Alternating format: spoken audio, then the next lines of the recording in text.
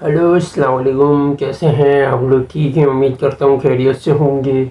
और आगाज़ करते हैं जो कि मुंबई वर्सेस एलएसजी का मैच होगा, जो कि 1 घंटे बाद, जो कि वानखेड़े स्टेडियम मुंबई के अंदर है। और जैसा कि अभी आगाज़ करते हैं, आप जैसा कि अभी ये पिच के देख रहे हो, मुंबई वर्सेस सीएसके का मैच हुआ था यहाँ पे 38वां। और ये दिन करीब की आपको पिच दिखाई है।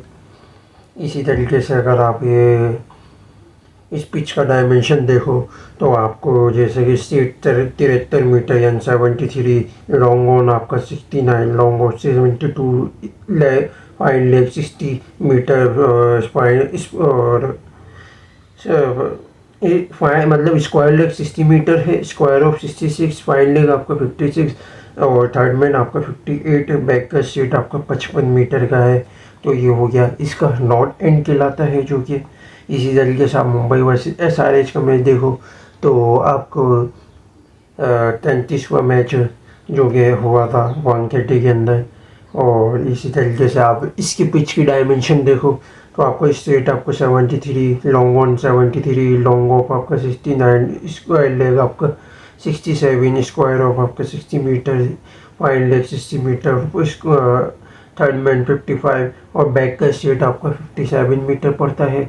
इसी तरीके से अगर आप आ जाओ मुंबई वर्सेस आरसीबी का जो मैच हुआ था 21वें मैच के पीछे, जो कि आप इसी तरीके से अगर आप इसका डायमेंशन देखो तो इस सेट आपका 74 इस और 69 आपका लॉन्ग ऑन, 72 का long off, square leg 61, square off 66, इसको फाइन लेग 58 और थर्ड मैन आपका 59 और बैक का सेट आपको 56 मीटर पड़ता है। इसी तरीके से आप मुंबई और केकेआर का जो स्टार्ट हुआ था यहाँ 12वां मैच, पहला मैच जो था वानखेड़े का, उसके पीछे ही। और इसी तरीके से अगर आप इसका डायमेंशन देखो तो ये आपका बिल्कुल बीच की पिच पड़ती है। और 76 का आपका स्ट्रेट है, 67 का लॉन्ग ऑन, 72 का आपका लॉन्ग ऑफ, इस स्क्वायर लेग आपका 63 metre, square off 67, third man 59, fine leg 54 और बैक का स्ट्रेट आपका 55 मीटर का पड़ता है। और इसी तरीके से अगर आप वेदर का देखो तो 37 डिग्री का वेदर है, जो कि अच्छी खासी गर्मी होगी। ड्यू का तो आप पूछ ही नहीं सकते, बोल ही नहीं सकते। जो कि मैच जब ख़त्म होगा तो 35 डिग्री आपका वेदर होगा। और ड्यू को तो आप भूल जाए। पिच का मैं आपको समझा दूं कि जो भी टॉस जीतेगा वहाँ कोशिश करेगा यहाँ पे बॉलिंग लेने की। उसका रीज़न ये है कि भाई यहाँ पे जितनी भी जो टॉस जीतने वाली वो कोशिश करती चेज़ के ऊपर ज़्यादा जाने की, क्योंकि यहाँ पर 215 प्लस का जो टारगेट है वो चेज़ करना मुश्किल नहीं, नामुमकिन है। और इसी तरीके से अगर पॉसिबल है तो 205 तक का टारगेट चीज़ हो जाता है यहाँ पे। लेकिन जो फर्स्ट इनिंग की जो एवरेज इनिंग है वो यहाँ पे 180 से लेके आपका 200 तक का जाती है। लेकिन 200 तक फिर भी चेज़ पॉसिबल हो सकता है, लेकिन 180 से 200 तक का जो टारगेट है वो 30% कम से कम आपका डिफेंडेबल होता है, फेवर में होता है। डिफेंड करने वाली जो चेस को डिफेंड कर रही होती है, और साथ में जो चेस करने वाली जो टीम होती है उसके लिए कम से कम थोड़ा सा डिफ़िकल्ट हो जाता है। आप कह सकते हो कि कम से कम आप 60 टू 50% उसके चेस के फेवर में होते हैं। इससे ऊपर का जो टारगेट होगा यानी आपका 225 प्लस, तो वो आपका 25% वो उसका चांसेस हैं वो जो आप बना सकते हो। लेकिन वो भी इम्पॉसिबल है। लेकिन कुछ कुछ टीमें ऐसी होती हैं जो अपने स्टैंड के मुताबिक बना लेती हैं, वरना अदरवाइज फंस भी जाती हैं चेज़ के प्रेशर में। इसी तरीके से अगर आप आ जाएं यहाँ पे स्क्वाड के ऊपर है तो मुंबई में जैसे कि आप देख रहे हो रिकिल्टन होंगे, विल जैक होगा, सूर्य कुमार यादव, तिलक वर्मा, हार्दिक पांड्या, नाराम नामंदी, मिचेल सैंटनर, दीपक चार, रैमबोल, जसप्रीत बुमराह और विनेश पुटुर। और इम्पैक्ट प्लेयर में आपके पास रोहित शर्मा का ऑप्शन है, जो कि ये आपको मैंने पहली बॉलिंग वाला ऑप्शन दिखाया है। इसी तरीके से आपको ये लखनऊ का अगर स्क्वाड पे देखें तो मार्करम है, मार्श है, पूरन है, पंत, आयुष पदुनी, मिचेल मिलर, अब्दुल समद, शार्दुल ठाकुर, दिग्विजय शराठी, रावी बिश्नोई और आपका अवेश खान। और आपका जो है इम्पैक्ट में प्रिंस ज़्यादा है, यानी ये पहली बैटिंग वाला स्क्वाड आपको मैंने दिखाया। तो इसी तरीके से जितने भी आपको दिखाया मैंने दोनों साइड से, वो रोटेशन होती रहेगी, पहली बैटिंग बॉलिंग में होगा यही सेम टू सेम। इसी तरीके से आगाज़ करते हैं आज की हमारी प्रेडिक्शन पे।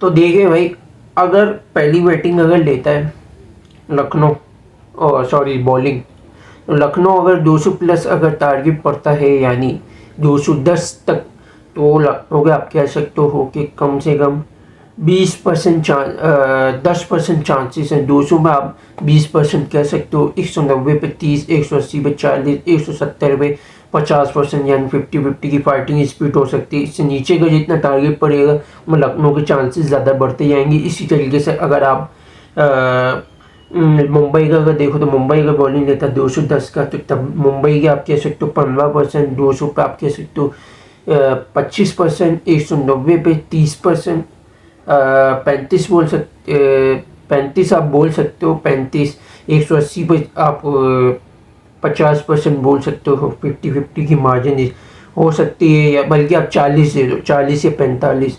170 पे 55% आपका होगा, यानी 45 इधर लखनऊ का और 55 यहाँ पे मुंबई का। अब इसका रीज़न मैं आपको बता दूं, मुंबई का 5% में मार्जिन इसलिए दे रहा हूँ। अगर बैटिंग अगर लखनऊ की अगर देखी जाए मुंबई के मुकाबले में, मुंबई और लखनऊ की जो बैटिंग है वो बराबर है।